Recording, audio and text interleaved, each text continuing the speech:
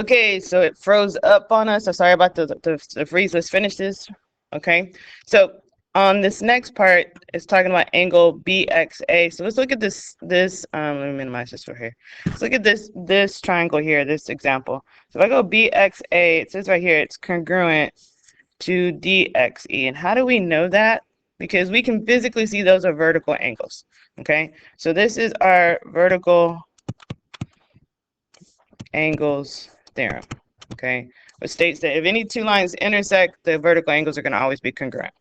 All right, so now if I add on our marking, so I'm missing the fact that we had angle A here.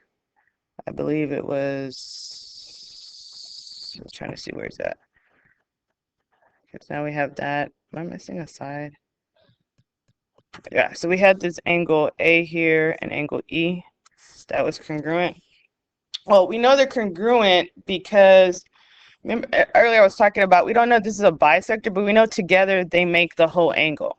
And if I know that whole angle is this angle here in our triangle, then the remaining piece, so I'm talking about this little piece here, is going to equal to that same piece that's remaining over here. Right? So that's how I know that these two angles A and E are congruent. So now if I look at this triangle, because now they want us to justify this congruency statement. Triangle BXA is congruent to DXA. I'm not sure if you see what we have. We have an angle, and a side. Sorry. So this would be by angle, side. All right. And then remember our last statement is what we're trying to prove, which is right here. This is our last statement, which we're trying to prove. And now that I have proved the triangles are congruent, now that I have said that, using one of those 5 theorems, I can now say those two parts are congruent by PCTC. All right, so what I would like for you to do is after watching this video, oops, that's the wrong one. Sorry about that. That's the wrong picture. It is this one. Should be at the bottom of your notes. I want you to try. Now notice I've kind of filled in some of the parts for you.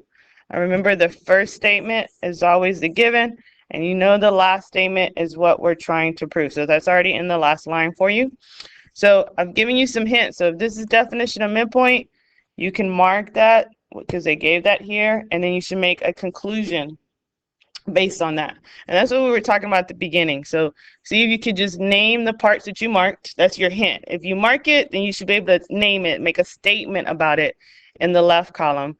And then your reasons are either your definitions, your known facts, things like that. Okay. So I want you to try this, and then you're going to take a picture of your notes and submit them. And I'm going to check it, and then we're going to do some practice of proving tomorrow together in class. All right. Thanks, guys.